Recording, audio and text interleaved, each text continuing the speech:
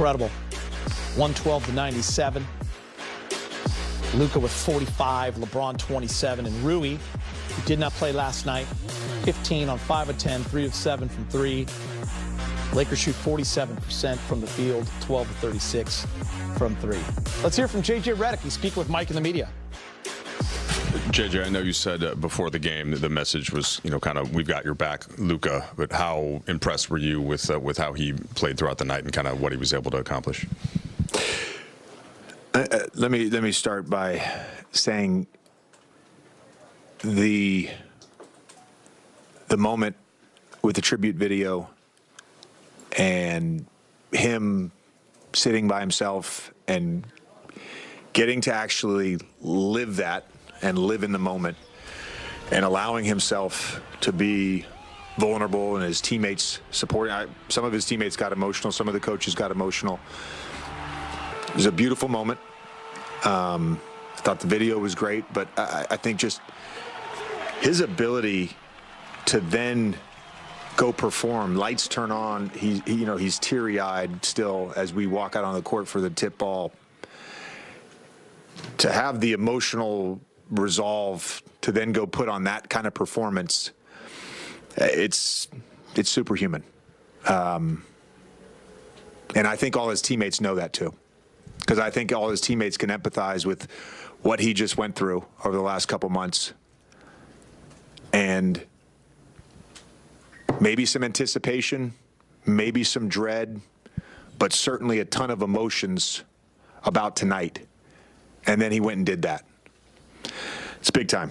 And, he led us. I thought LeBron in the second half, the amount of energy that he expended on the second night of a back-to-back on both ends of the court. Teach tape stuff. He led our defense again. We challenged the guys at halftime. And I had a 40-point second half. We had a small little blip there to start the fourth quarter. But our guys certainly had Luka's back, and he had his teammates back for sure. And just to follow up on Luka, you as a former teammate, and then you spent years watching him. He's known to rise to big moments, I suppose it's fair to say, but to be able to do it on top of the emotional setting, is that kind of a different level? Yeah, I thought he was going to get 50. I was disappointed. So we let you down. Obviously, there was a lot of benefits probably for Luka moving on from this, having this, being able to put this behind him. But I'm curious though about what you feel like. You mentioned kind of his teammates being able to live that moment with him when he came off the court. I don't know if you noticed it in the fourth, the embraces he got, particularly the one he got from LeBron as he walked off the court in the fourth quarter. Like, what can this do for your group as you guys are going to? You're a couple games away from like really getting tested in ways that, teams that are put together this quickly, haven't always done very well with.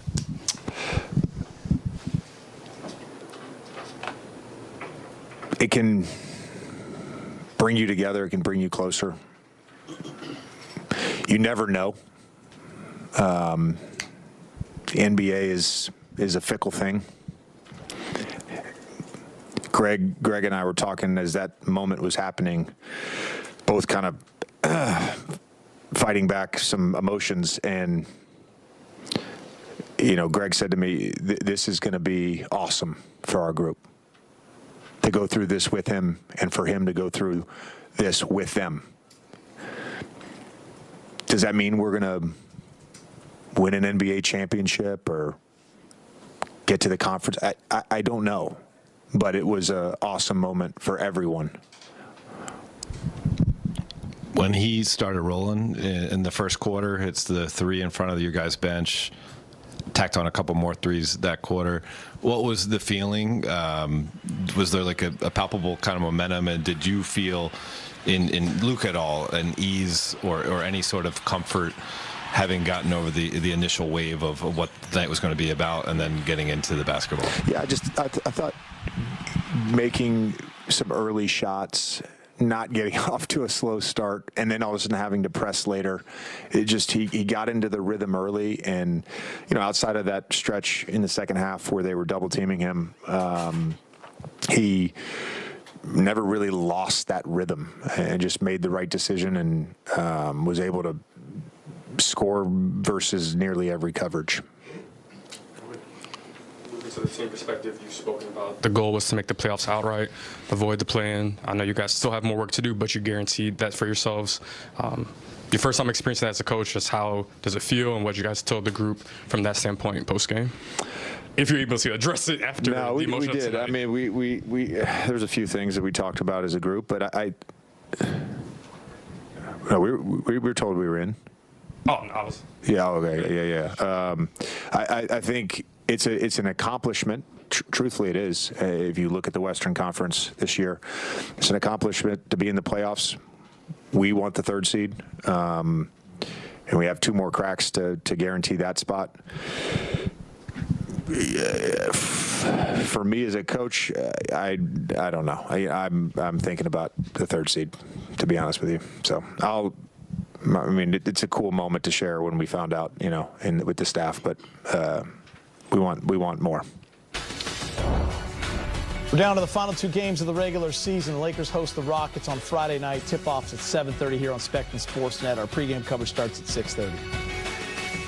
Luka got his payback in his return to Dallas. 45 points for the Don. LBJ reacts to Luka's night when he returns. Luka Doncic getting ready for his game less than an hour away on ESPN. The return to Dallas. Doncic 19 points, 15 rebounds, 12 assists in his first game against his former team. That was in February, and that was in L.A. A different story tonight. NBA champ Kendrick Perkins and sports betting analyst Joe Fortenbaugh with us now. Perk, what are you most interested in seeing with Luka's return to Dallas tonight? Well, Kev, once they get finished with the video tribute and the standing ovation and all the hugs and kisses, I'm looking forward to what's going to happen between the lines, right?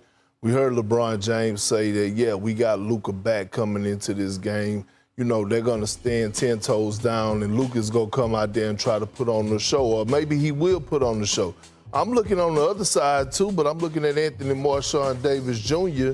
to come in and put on the show his damn self, right? I mean, we got to be watching for him, and I believe that the Dallas Mavericks, the team is going to have his back. Jason Kidd is going to have his team well prepared to play, and I expect a brawl for it all. Backstory here, this is AD's first time facing his former team, including LeBron and the Lakers. Joe, what are your best plays here for this game tonight? Perk makes some great points, and I hate to go against the big fella. I do like the Lakers here, minus the 4.5. Couple reasons. Second half of a back-to-back for LA, 3rd game in 4 nights. That's factored into the line, the rest angle. We haven't seen the Mavericks since Saturday, so there's a big advantage there. But I think it's been overcompensated for. When these two met in LA a couple months ago, Lakers were laying 8.5 in that game. Now you might say, yeah, but they didn't have Anthony Davis. Correct, but they have Kyrie Irving. I think those two offset to an extent, and we find a little bit of value with the Lakers. On top of that, LeBron James rebound prop is 7.5. I'd go under. Rebounding is an effort stat. This isn't to say that LeBron's not going to have effort tonight. It's where he's going to choose to deploy that effort. In the first 12 games with Luka Doncic, LeBron went over this mark 9 times. Then he got hurt in the Boston game. He came back. Since then, he's gone over this mark twice in 10 games. He's not crashing the glass because he's trying to preserve the body to get ready for the playoffs. He's averaging 22 points in those 10 games since his return. Perk, how do you feel about Joe's picks? I don't feel nothing to Joe's pick. And listen, Joe is my guy, but the minus 4.5 for the Lakers, he's tripping. I got the Mavs actually winning this game tonight. Oh, I got Anthony Davis standing on business, putting on the show. And when you think about the others, you're looking at a Klay Thompson, you're looking at a Daniel Gafford, Derek Lively, fresh legs. Those guys are going to go out there and compete. And once again, Anthony Davis is the one I'm watching. Here's why. Anthony Davis could have shut it down for the remainder of the season. A lot of people thought that he should have shut it down. It was like, Mavs, they're not going anywhere. But Anthony Davis wanted to come back out to give the Mavs fans something to be happy about and look forward to. So you don't think he's ready for this moment? You don't think he's pissed off? Oh, yeah. I got the Mavs covering that and winning. Mavs currently plus 165 on that money line. All right, the Masters, they begin tomorrow in Augusta, Joe. Who's your pick to win?